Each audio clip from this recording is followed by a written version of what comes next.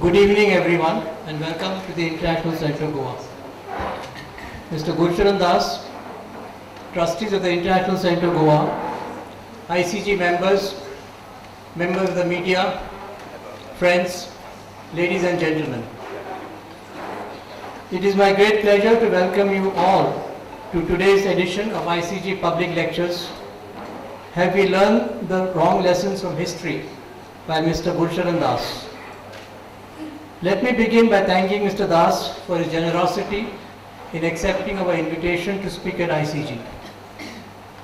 Mr. Das is a frequent visitor to ICG, having given a talk in August 2023 and discussed one of his books in January 2024. Mr. Das is one of India's leading public intellectuals and well-regarded author of several books. He graduated in philosophy with honors Phi Beta Kappa from Harvard University and later attended the prestigious Harvard Business School. He was CEO of Procter & Gamble India and Managing Director of Procter & Gamble Worldwide before he quit the corporate world to become a full-time writer. Mr. Das is known for a much acclaimed trilogy on the classical Indian goals of life. India Unbound was the first on Artha, or material well-being. The second book, The Difficulty of Being Good, on Dharma, moral well-being, illuminates our day-to-day moral dilemmas through a meditation on the epic Mahabharata. The third book, Kama, the Riddle of Desire, teaches how to cherish desire in order to live a rich, flourishing life. His other books include India Grows at Night, a liberal case for a strong state, which was on the Financial Times Best Books for 2013.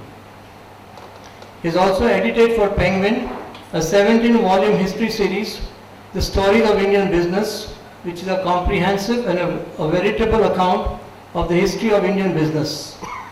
Some of the titles are on display in the hall, and I urge you to visit the book stand after the lecture. Mr. Das has very kindly agreed to sign some of his books. The broader context for today's topic is our national aspiration to be Viksit Bharat by 2047, a goal espoused by our Prime Minister Narendra Modi ji. This is no mean ambition. It entails our GDP growing at 8% per annum for next 21 years, a feat achieved by only a handful of nations during an era when globalization and international trade were in favor worldwide. Today the US has put tariffs back in play, disrupting trade relations in the process. New global trade relations are emerging through bilateral and multilateral treaties. Nevertheless, our country has the potential to achieve this formidable target of Viksit Bharat. It casts a huge responsibility on our policy makers, citizens, and of course business to make the correct decisions relating to public policy, investments, economic development, international relations, etc. Mr. Das is an expert on the Indian economy and can tell us how he sees the prospect for India's economy and what needs to be done. It is our great privilege to have Mr. Das in our midst today to deliver his lecture, Have We Learned the Wrong Lessons from History? Thank you to all again for joining us for today's talk by Mr. Gurcharan Das. Mr. Das, may I invite you to deliver a lecture. Thank you.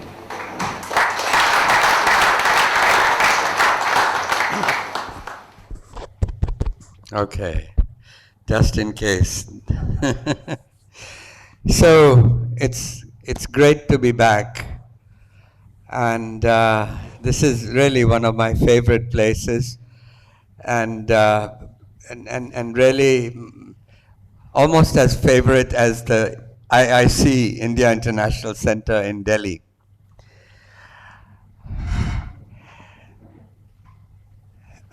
A few months ago, I was on a flight and I was sitting next to a powerful BJP politician. and he was saying, भाई हमारी तो सोने की चिड़िया होती थी, and he was saying सब अमीर थे, अब ये अंग्रेज़ों के आने के बाद सब गरीब बन गए, meaning we were a very rich country and we became poor after the English. Now there is some truth in that, but I don't think, my friend, can I just walk here? It's easier, or maybe I better stick without, because I'll probably fall down in between. Yeah, so I'll stick to this. He had no clue about why. The thing that I tried to correct his impression was that yes, India, if you go by, this is now, there's an economist, Madison, economic historian, who has actually traced GDP over centuries. Yes, it is true that quarter of the world's GDP was with India. But his statement that we were all rich was false. We were all poor. Only a handful of aristocrats, rajas, zamindars were rich. The rest of the people were poor. But it was not only in India, it was all over the world. The rise of the middle class came up, as well as the people, the masses rose only in the last 200 years with the Industrial Revolution. And really, it's a 20th century phenomena, so last 100 and odd years. I'm going to begin my story by, since we are in Goa, and across the Ghats from Goa is the Deccan Plateau. 67 million years ago, there was a volcano explosion, huge explosion, and the explosion kept on for thousands, 700,000 years. That explosion went on, not in a big way, but small way. And the lava that came out of the volcano spread over 50 million miles. And that lava eventually gelled, hardened, and at some points the lava was 2 kilometers in size, the depth. Anyway, it gelled, it hardened over the centuries and millennia, and that hard rock, black hard rock, which became the Deccan Plateau, began to erode. And with erosion, you had ultimately black soil. And that black soil one day became white gold. Now, what do I mean by that? I meant the brilliant farmer of the Deccan grew cotton for the first time. Not only did he grow cotton, but the genius of the craftsmen and the entrepreneurs created textiles. And India has, for 2000 years, was the largest exporter of textile, and in fact clothed the world. I'll jump to 78 AD in Rome. One of the great senators of Rome, Pliny, got up in the Senate, and Pliny says to the Roman senators, stop wearing those togas. Tell your wives not to cook with that Indian pepper. I don't know where we are getting this fancy tastes from, and stop them from using Indian perfumes and luxuries.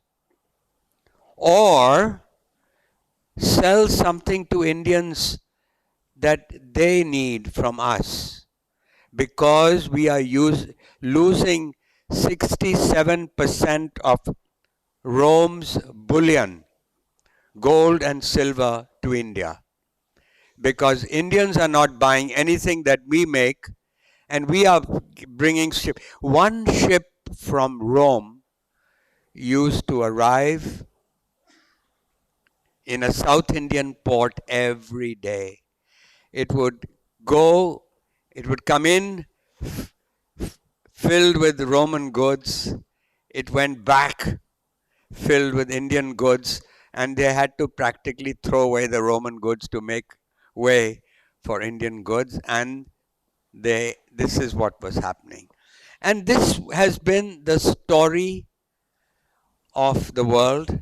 William Dalrymple has also catalogued this in his recent book, The Golden Road. Thus, Pliny is a bit like Mr. Trump.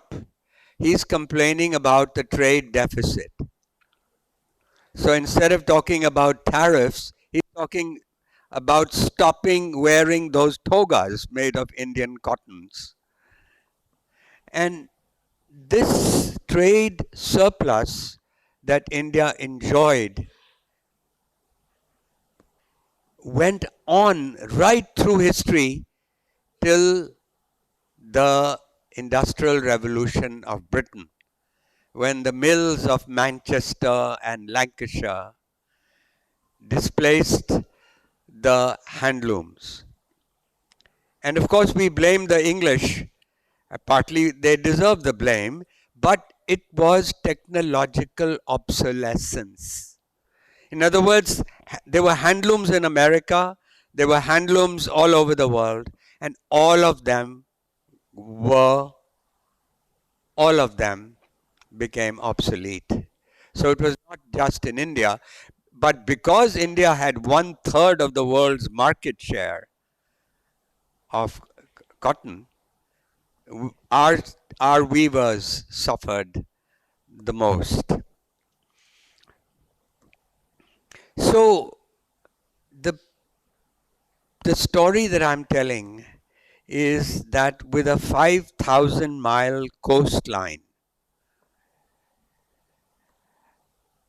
the fact is that we, right through history, were an open economy. And soon after independence, we closed our economy. We closed our economy because we thought the East India Company had impoverished us, and we didn't want another East India Company coming. So I suppose it's some kind of historical response, but nobody told Mr. Nehru and others who were our policy makers about our great trading history.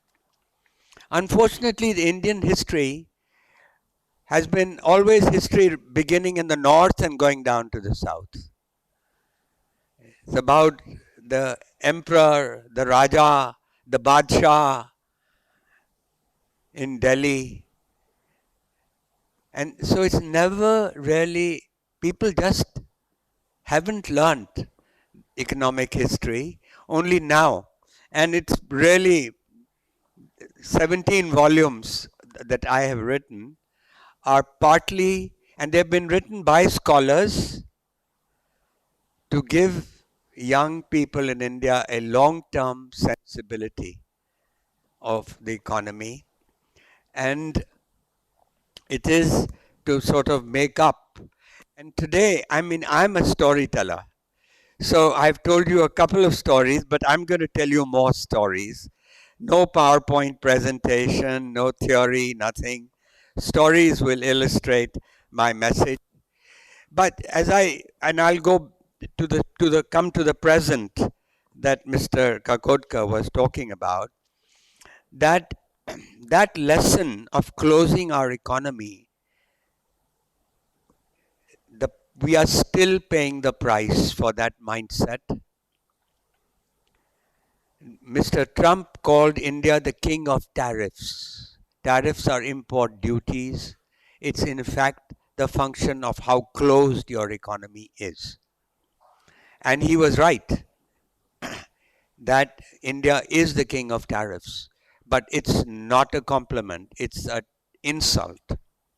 Usually countries use tariffs on the basis of what they call infant industry argument.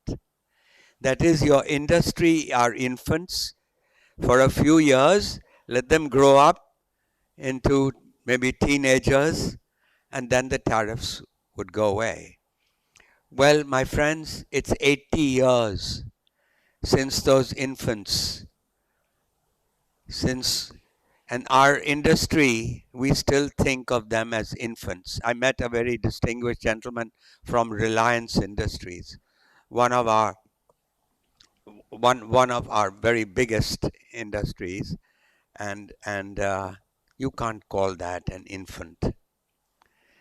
So it's a mindset. It's a mindset which unnecessarily breeds inferiority, that we can't compete with the world. And this explains our situation today.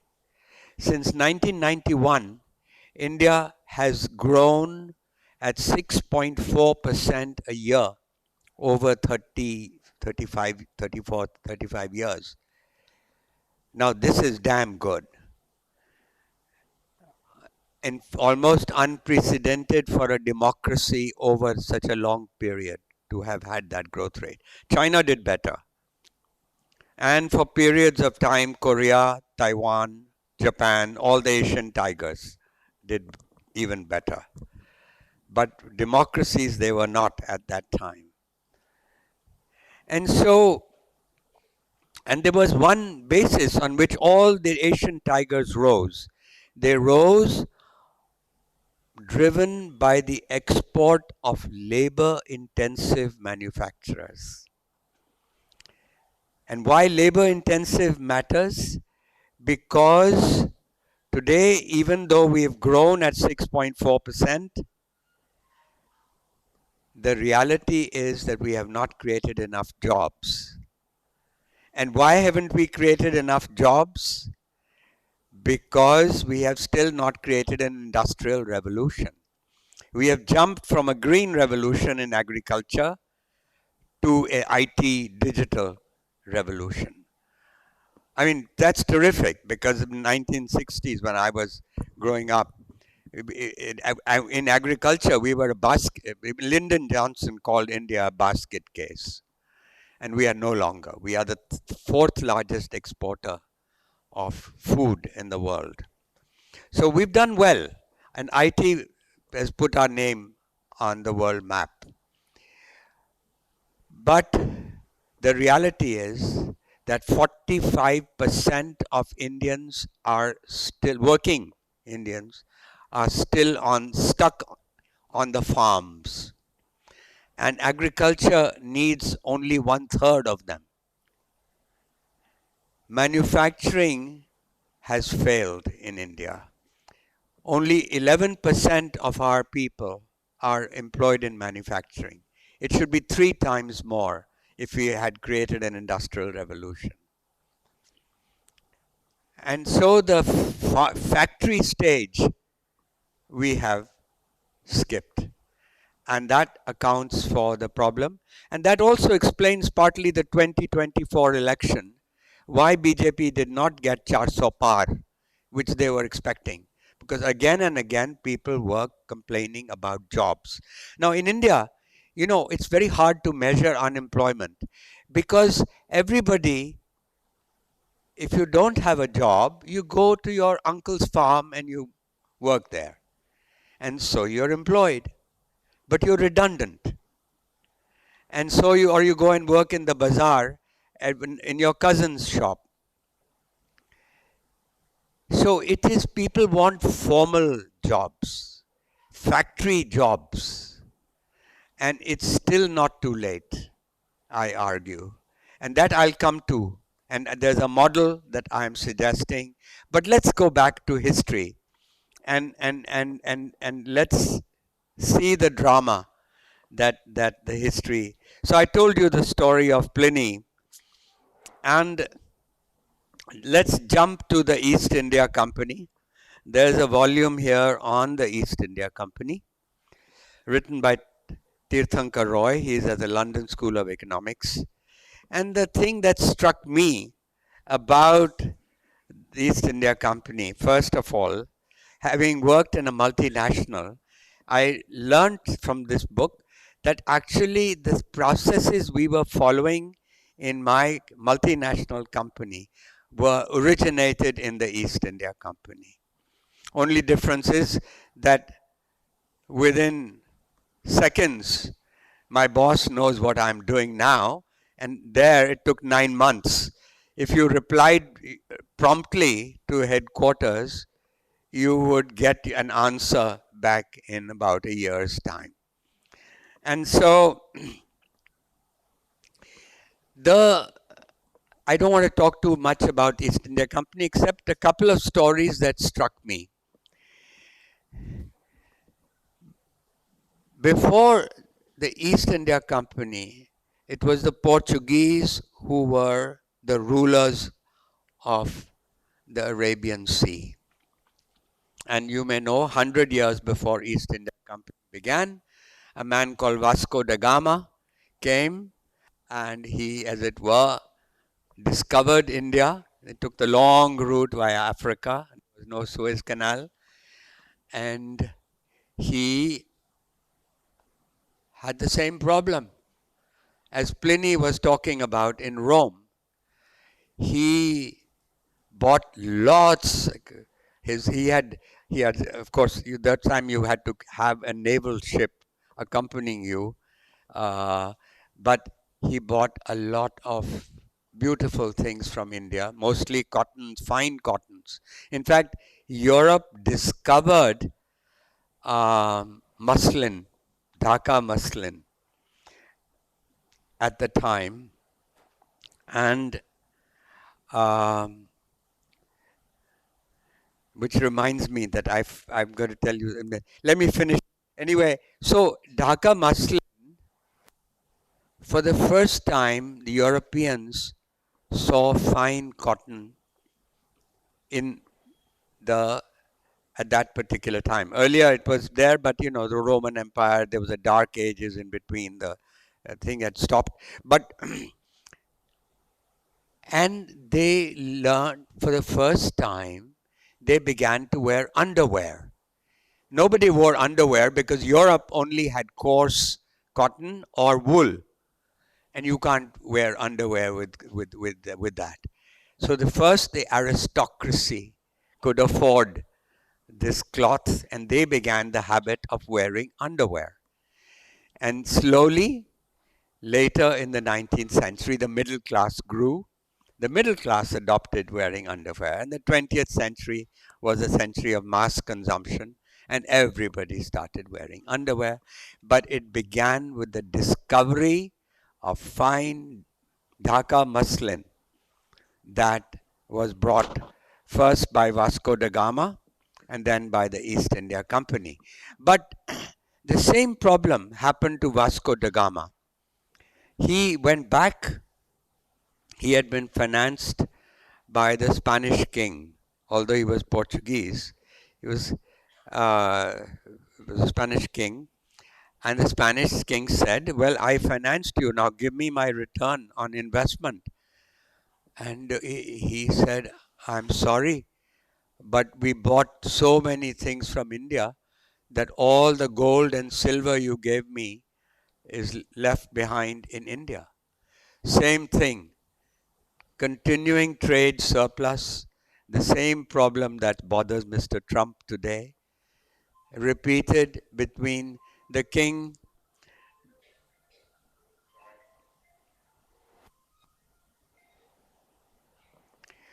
So, 100 years later, the East India Company starts, and they're very scared. They're carrying warships around them because the Portuguese control the Arabian Sea. And so they arrive in Surat. Surat was a big port in the Mughal period. It was our biggest port, but they see that the Portuguese are already there and they have warships guarding them. And so they said, what shall we do? So they quietly at night from far they go away and they see all the big ports in India controlled by the Portuguese. They go around Sri Lanka and they go to Sumatra. And Sumatra, Aceh, is the capital. And there also they see a big Portuguese ship filled with peppers and spices and goodies. And at night, these hardy sailors and of the East India Company, they go up the hill because they are told that's where the king lives. And they walk up for a few hours in the middle of the night. In the morning, they ask for an audience with the king, and the king grants them an audience. And they say, why are you dealing with these crooks, Portuguese crooks? We are the reliable country to deal with. And what else? And they bring lots of presents that they give to the king. And as they're leaving, they said to him, Your Majesty, what can we bring you from England? And he says, an English woman. He says, I've got 21 wives and I'm looking for a 22nd one, and it can be an English woman. And so they go back to London and they make a killing. Because, no. Before that, what happens is that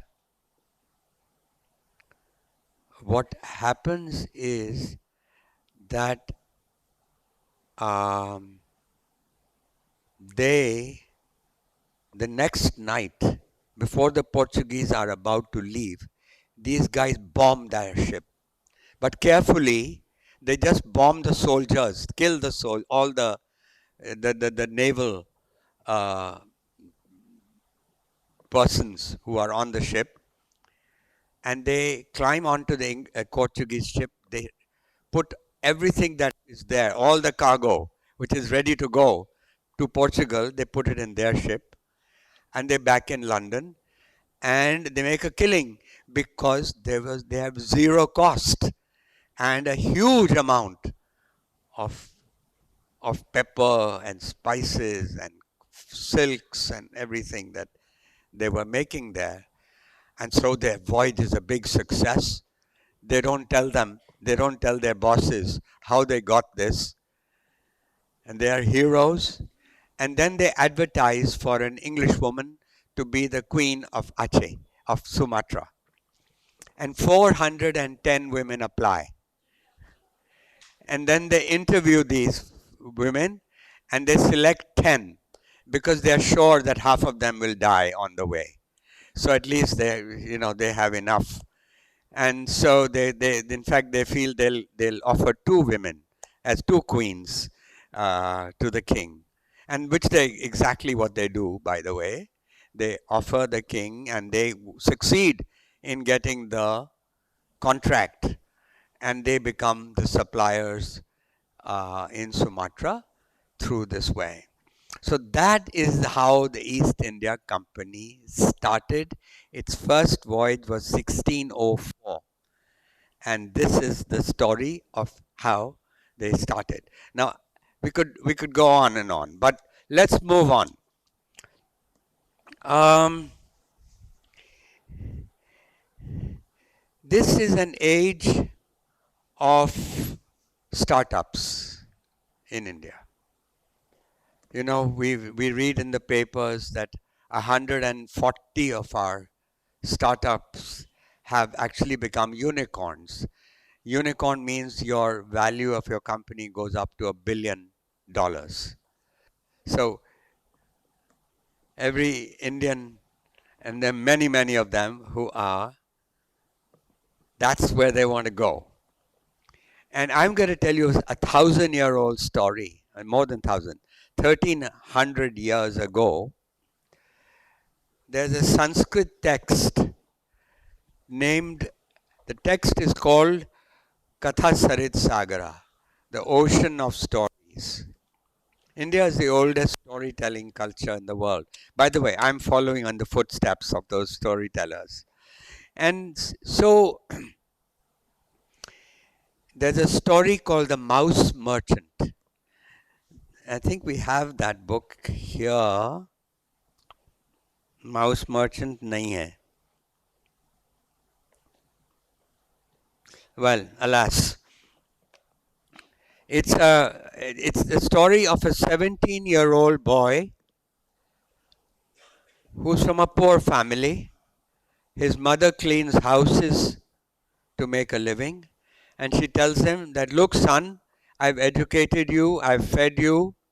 Now you go out in the world. You're not going to do what I do. You have destiny. And she says, go over there. The richest man in our town lives in that house. And he's a kind man. And ask him for advice. So the boy dutifully goes the next morning. And while he's waiting for the great man to come out, he sees a dead mouse in the courtyard. So the man comes out and he greets him. And the man says, what can I do for you? And the boy says, can I have the dead mouse? The man laughs. He says, you're doing me a favor. People come to me for loans. People come to me for a job. What can I do for you? And the boy says, nothing. Just, I'll take the dead mouse. The boy takes the dead mouse. He knows in their neighborhood, there's a widow who has a cat. And he sells the mouse as cat food. And with a few paisa that he gets, he goes into the bazaar and he buys chana chor garam.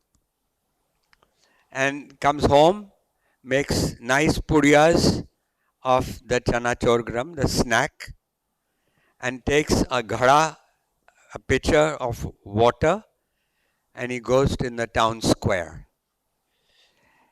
He knows in the afternoon, loggers come from the forest, bearing their load on their heads. And they stop and put their load in the square to rest before they go to the timber market. And when they sit down to relax, he offers each one a snack and water. And nobody has ever done this to them before. And so they're delighted, but they have no money. So each one gives him a log of wood. He repeats this every day by selling one log of wood at each time to buy better and better snacks. And the snacks keep improving. But after 3 months, the monsoons come. The logging in the forest stops. The price in the timber market starts rising. And this boy has a house full of logs, which he starts unloading slowly into the market. And by the end of the season, he's made enough money to buy a shop in the timber market. So a year later, he set himself up as a timber merchant with one big competitive advantage. And what is that? His suppliers, the loggers, know him and they love him. And they bring the choicest logs to him first. And so he prospers in the timber market. Everybody says the best wood, this is the place to go. And after soon he has become a very successful uh, seller of timber and wood. But he discovers that the margin in selling wood wholesale is not as much as actually converting the wood into something. And their town is near a shipyard. So he finds himself a master carpenter shipbuilder who's retiring. So he says, I'll finance you and let's be partners and we'll go into the shipbuilding business. And soon he's got his first subsidiary company, and he starts making ships. And he does well. He does very well. And then after a few years, he realizes that actually there's even more margin in shipping, in sending cargo or passengers across the ocean. So he finds a retired captain of a shipping company and he makes him as a partner for his third company, and he's in the shipping business. By the ripe old age of 24, this young man has become the richest man in town, serial startup doer. And so he goes to a jeweler and he asks the jeweler to make him a gold mouse. And he takes that gold mouse to that original rich man where he found the dead mouse, and he presents it to him. And in today's language, he would say, this is your return on venture capital, which was the dead mouse. And the man hears his whole story, and he's so happy, he gives his daughter in marriage to this young man. So I've told this story to startups. You know, there's an organization which does it, and they get invariably inspired by this story. But the point I'm trying to make here is that if you were working in India from 1950 to 1991, you had zero chance of creating a startup because the number of licenses that you needed was impossible. Besides, you had to bribe to get a license. And that's why people carried suitcases to Delhi for this purpose. And market share was won in a bureaucrat's office, not in the market. That was for the history of our first 40 years when we actually betrayed our young generation, that we sacrificed 2 generations of young people with ambitions of startups or with just jobs. The only way, before 91, our middle class was 10%, almost all were government officials, and today it's 35%. Not as much as China. China is 67%, and that's what should be our goal for Viksit Bharat. That should be our goal. So, I tell you this story because the attitude that prevailed at the time for the first 40 years. I mean, I am a great admirer of Mr. Nehru, but he had zero economic sense. It was I could tell you the story. I could tell you, I don't know whether, if let's see what time it is. Oh God, we're running out of time. And but let me tell you the story. I don't know, did I tell it last time? It's a story about Vicks Vapor Rub. Okay, I worked for the company that made Vicks Vapor Rub. And one year, there was a flu in the country. And we sold hell of a lot of Vicks Vapor Rub. And we thought we were heroes. We'd done a great job during a pandemic.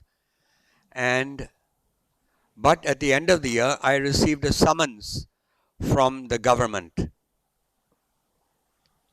And the summons said that I had broken the law. I was that time the head of the company.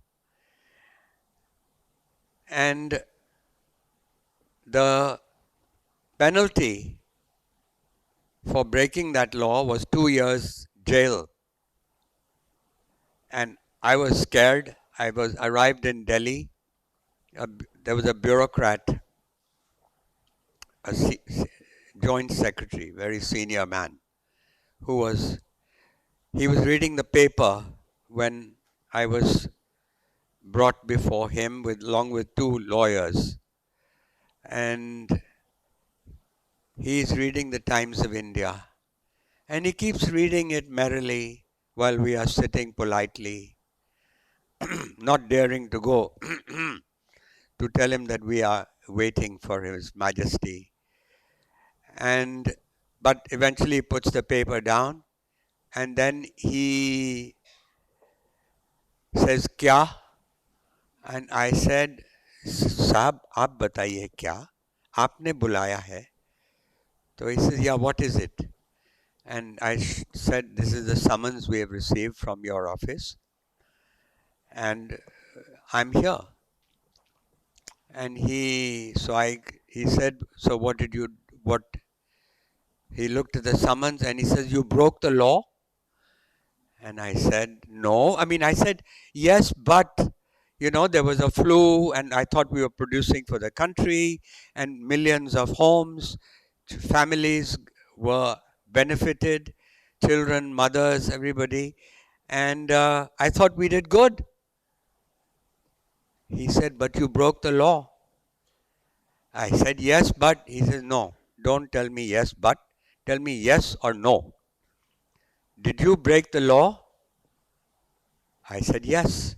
And then he writes down noisily saying, he confesses he broke the law. And I begin to shiver by this time. And then he says that, "Look, I got to make an example of your of your company." He says, "You guys, multinationals," it was an American company, Richardson Merrill, Richardson Wicks, and which became Procter and Gamble. B&G bought it later. And he says, "You guys think you can get away with anything just because you work with white sahibs, and you think that we're just a new little country, and you've got to obey our laws. And anyway, most of you are crooks. And look what those East India Company people did to us." I got even more scared. And then he says, "Jao." And so as we are leaving his office, I turn around. I don't know what got into me, but I said, "Sir, it's not every day that an executive of a multinational company goes to jail. So it'll be reported all over the world.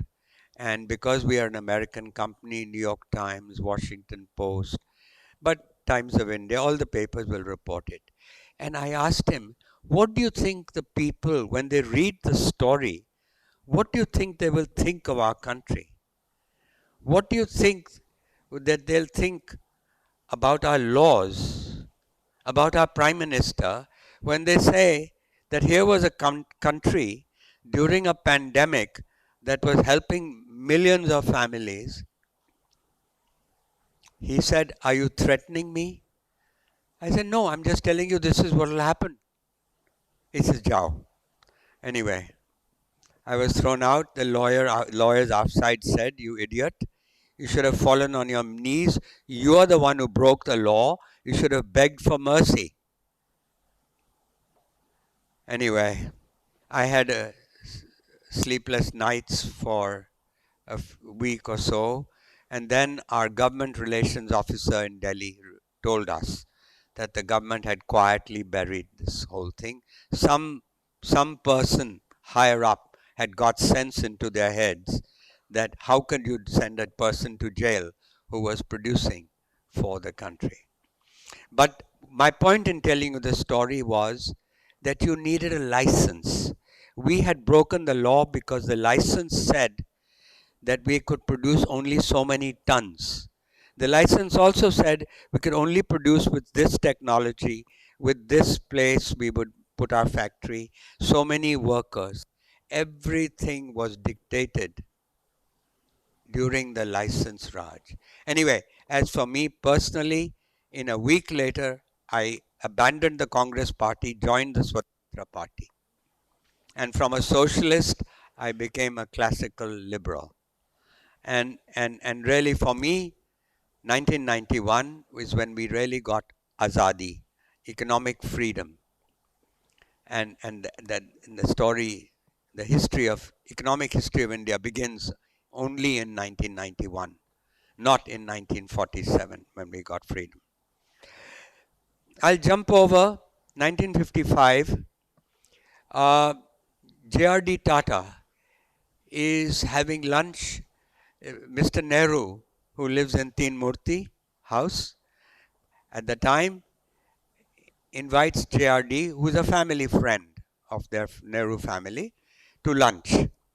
And J.R.D. is very quietly telling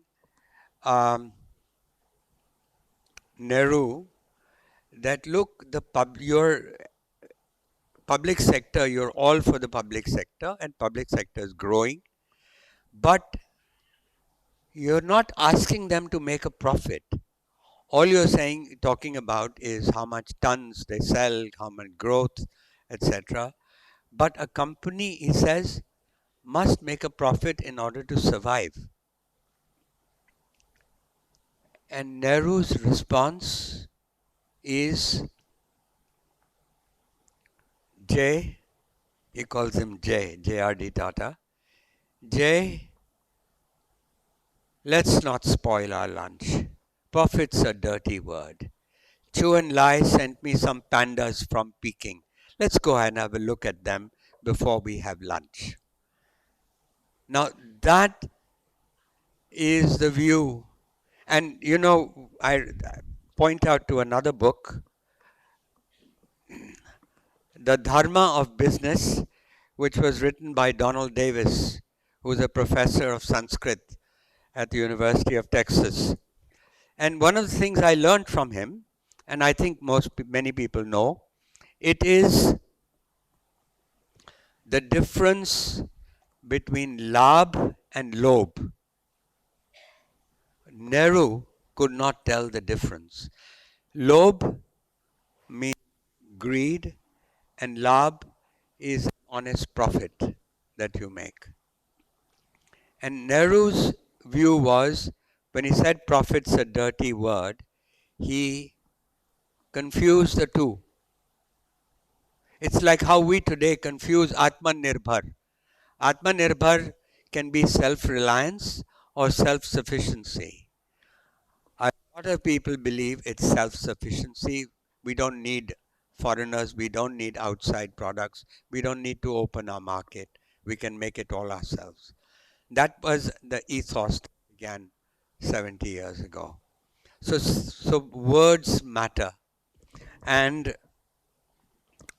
so that was my way of telling you about this Dharma of Business, which is a good book, by the way. It's a commentary on the Dharma Shastras and how the laws of the commercial laws. I'm holding this book called The Marwadis. As you can predict, this is a bestseller. Marwadis are known to have been the most successful business community in India. And The Marwadi, the wisdom in the market is you don't want to compete with a Marwadi. It's like what they say, you don't want to compete with Reliance today. So the Marwadis, Birla fortune began in the First World War in jute futures. And I'm going to, oh gosh, I think I'm running out of time, Ms. Anil. I hope I can, let me finish. Maybe I'll make this the last story. But I'm going to tell you the story of a chap called Ramakrishna Dalmia. Now, when I was growing up, we used to use, there were three business names in our vocabulary: Tata, Birla, Dalmia. And the Dalmias had Dalmia Airways, Dalmia Cement, and like any of these big guys. But Dalmia disappeared. But how he got started is another story of a startup. It's really a Marwadi story.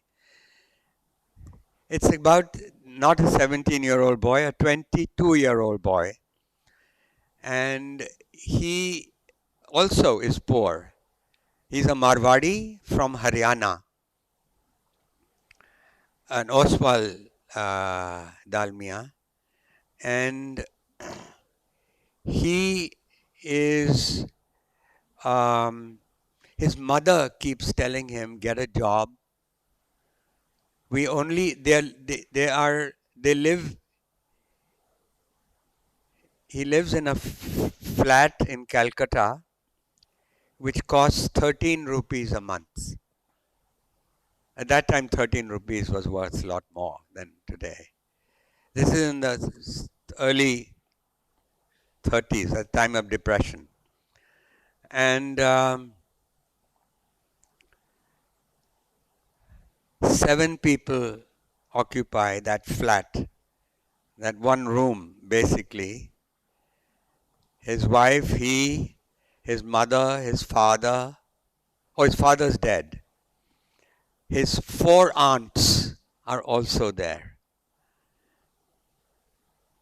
And his mother says, get a job, 50 rupees a month, 75, 100 rupees a month.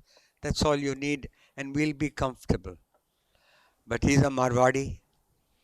And he hears that in the London silver market, the price is going to rise. And he hears it from some reliable sources, according to him. And he steals his wife's jewelry, her bangles, and so on. And he sells it, pawns it,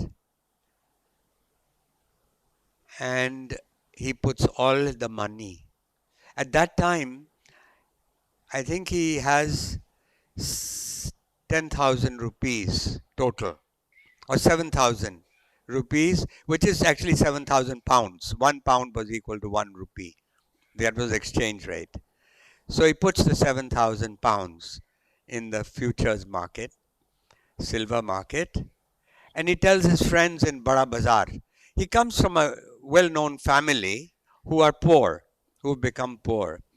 And a lot of his friends also put money in the market, and the market crashes. And he becomes persona non grata in the Bada Bazaar market of Calcutta. And the poor guy is really down and out because he has pawned his wife's, he has no money. He goes to a fortune teller who is a well-off man, tells him his story and tells him that, look, you predicted that I would become a rich man. Now what happened? Look at me. And the guy says, relax. He looks at his hand again. He says, yeah, you're going to make money. So he sends him off. And meanwhile, his mother discovers that he has stolen his wife's jewelry. And she says, now go right now to the pawn shop and recover whatever you can and stop any contract that is there that you have and bring the money back. So he says, yes, mother. And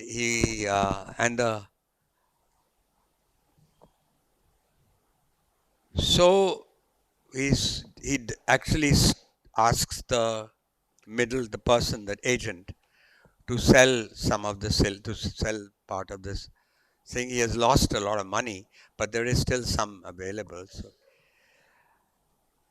fortunately, that cable, the telegram, gets lost. And the next few days, the market starts rising. And it rises and rises. It becomes 7 times more. Then it becomes 10 times more, 15 times more. So you can see at that time, for that 7,500 pounds of his, how it's multiplying. He ends up as a very rich man. And he was a very colorful man.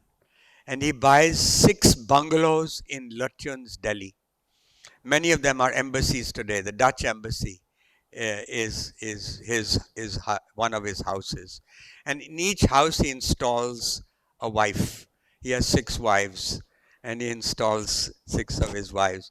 I mean, it's really quite a story, and I could go on and on, and the only thing I wanted to just maybe end with, because I had, I'll end with this. Okay.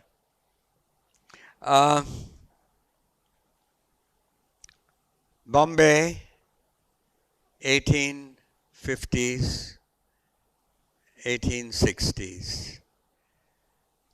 Bombay had a very successful opium business run by many famous people like Jamshedji Diji Boy.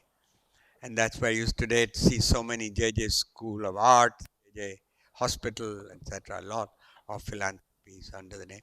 It was opium trading. And that there was a war between China and Britain, the Opium War, and that stopped in the late 40s, 1850s. But another war started, and that was Abraham Lincoln becomes the President of the United States, and he gives the order for the emancipation of slavery, which results in a civil war. A civil war in which 500,000, 500,000 people died at that time. So very, very tragic thing. But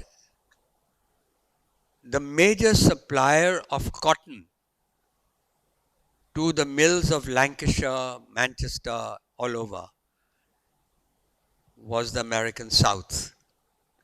And that supply stops.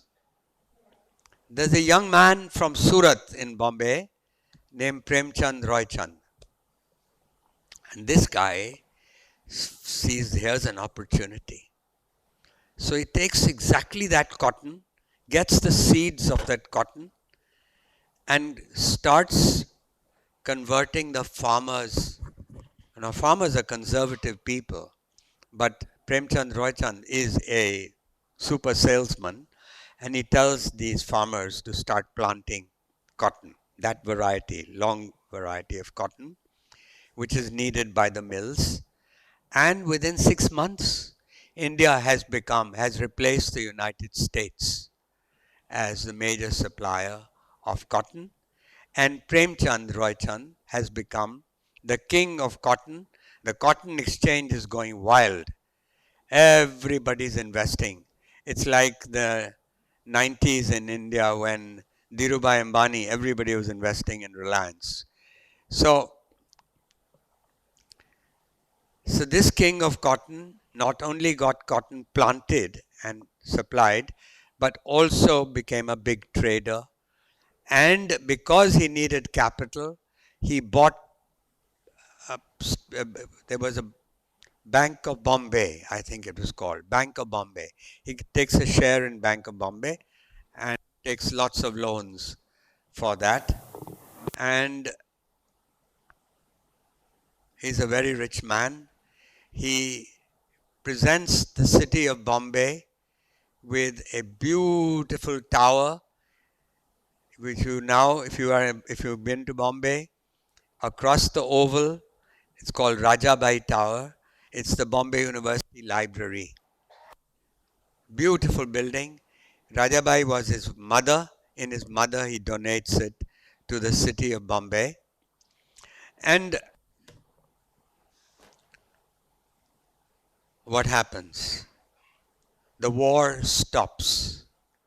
The Civil War comes to an end in 1865, and the Bombay market crashes, and biggest exposure in the Bombay cotton market is that of Premchand Roychand, and he owes all the banks, including Bank of Bombay, huge amounts of money, and he owes lots of people money as well. And the end of the story is that the end of the story is a happy one, because he makes money slowly again in a company that he promotes for reclamation. You know, Marine Drive, Churchgate, these all didn't exist. They were reclaimed from the sea. So that reclamation company makes enough money for him to return. And you know how he does it? He returns money to the most vulnerable people first, the widows who had invested, the panwala, and the poor, and then the big banks, etc. But that's the end of the story. We began the story with cotton, and I thought I'd end the story with cotton.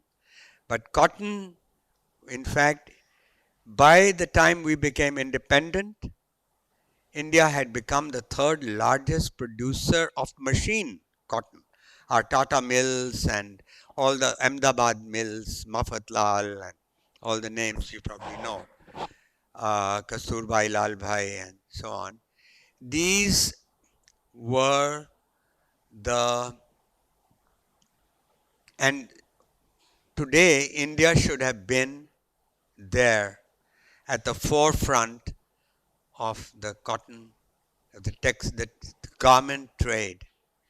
And what are we? We're a loser. Bangladesh sells far more garments than India does. Vietnam more. Sri Lanka more. Singapore, Indonesia sells more. We are a small factor. And why? Because of the license Raj. It totally killed our cotton manufacturing industry. That's another story. So the story, what I've told you, the lesson from history, the wrong lesson from history. You know, I had a plan to talk about other areas besides commerce and the lessons in commerce, but I'm afraid we don't have the time.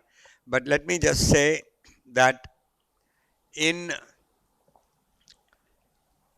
we thought East India Company had killed us, and so we closed our economy without realizing that we had such entrepreneurs like the mouse merchant in our society, and that we had the Ahmedabad mill owners, etc., were a real competitive factor, but that's another story. I wrote a book called India Unbound that tells that story. You may want to read it. And meanwhile, thank you for listening to me.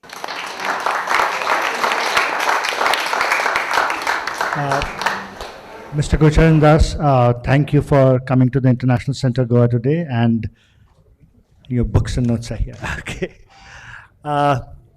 Thank you so much for coming to the International Center Goa today for this talk on learning from history broadly. Somewhere in the last 5-10 minutes, I heard the word socialist a few times, and I was thinking, and this is for another time, isn't universal basic income a socialist idea? Just end with that. But no, no. But but I was just thinking, I mean, very loosely, is it a socialist idea? And probably yes. Probably yes. Anyway, thank you all for coming. I think at least 100 plus or so. Mr. Das's books and books in the business history series of Penguin Random House are available for purchase. And Mr. Das is going to be here for the next 15-20 minutes to sign your copies. Thank you once again.